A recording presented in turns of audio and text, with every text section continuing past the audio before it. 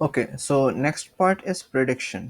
अब प्रेडिक्शन में हमारे पास में numeric prediction is the task of predicting continuous और ordered values of a given input. The most widely used approach is regression.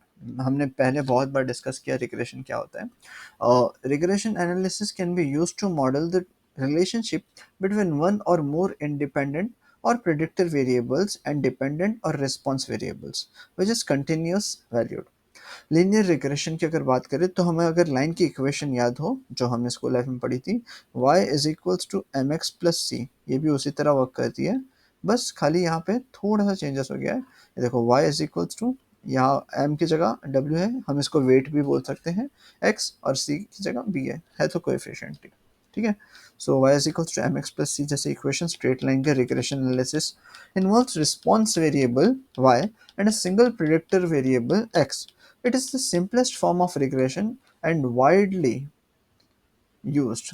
And model y is linear function of x, that is this, where the variance of y is assumed to be constant, and b and w are regression coefficients specifying the y-intercept and the slope.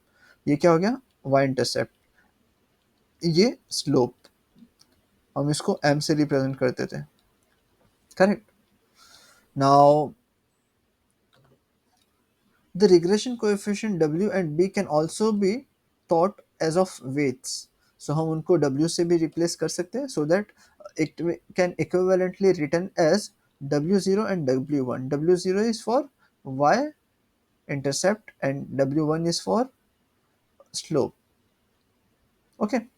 Now the coefficient can be solved by the methods of least square.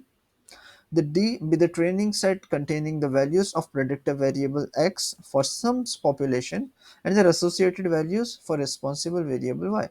इसमें क्या ही होता था, ये x input देंगे तो y output ऐसा आना चाहिए, इसी तरह रिग्रेशन मॉडल वर्क करते हैं। The training set contain d data points of the form x, ये x इनपुट पे ये y आउटपुट रहेगा, ये इनपुट पे ये आउटपुट रहेगा। इसी तरह का डेटा सेट हम एज अ ट्रेनिंग देते हैं जिसकी वजह से वो ट्रेन होता है और फिर हमें आउटपुट्स देता है। Okay, so the regression coefficient can be estimated using this method with the help of following equation. So ये इक्वेशन हमें पहले W1 कैलकुलेट करने के लिए फॉर्मूला देता है। So this is the formula for calculating W1 which says that it is summation of 1 to ये d तक क्या है, it is last data point. Okay, X I minus X bar हमें पता है ये क्या है, मीन। ठीक है, similarly Y I minus Y bar, ये भी मीन होएगा, upon X I minus X bar the whole square का समेशन। इससे क्या मिलेगा हमें, W1 मिल जाएगा। एक बार W1 मिल गया तो हमें पता है कि y is equals to W0 plus W1x। एक बार हमें W1 मिल गया, हमारे पास x है, हमारे पास y है, x और y तो नहीं है लेकिन x बार y बार है, तो W0 मिल जाएगा। ठीक है, तो इसी तरह W0 is equals to y bar minus W1 x bar, ये वाला। Okay, where x bar is the mean value of x and y bar is the mean value of y. For example, consider performing the linear regression for the following salary data. एक example लेते हैं, अच्छे से समझ में आएगा। Okay, तो इसमें क्या दिया हुआ है, ये years of experience है और ये उनके salaries है।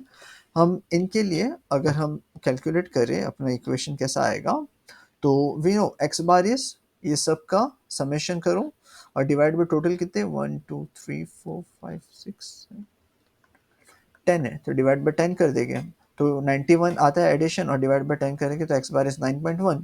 सिमिलरली इसको डिवाइड बाय 10 करेंगे 554 आएगा, डिवाइड बाय 10 करो तो 55.4 हो जाएगा। ठीक है, इसी तरह हमने x बार y बार निकाल लिया। नेक्स्ट क्या आएगा, हमें सब्सटीट्यूट करना है उन्हें। क्या था formula, x I minus X बार, ये x2 Y I minus Y बार, तो ये क्या है एक्स आई, ये क्या है एक्स बार, ये क्या है वाई आई, ये क्या है वाई बार।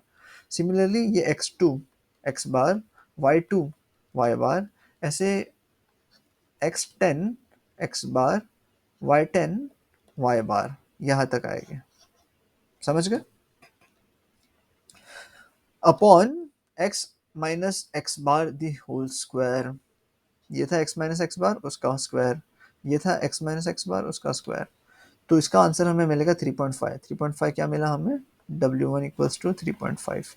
अब W0 फाइंड करना है तो हमें पता है 55.4 क्या है, x बार माइनस 3.5 ये क्या है W1, ये क्या था y बार, ये होएगा x बार। तो हमें इससे क्या मिल जाएगा, W0 मिल गई इक्वेशन हमारी। कहाँ है equation, y is equals to this, मिल गई ना। So this is how it works. Then non linear regression भी हो सकता है, how can we model that.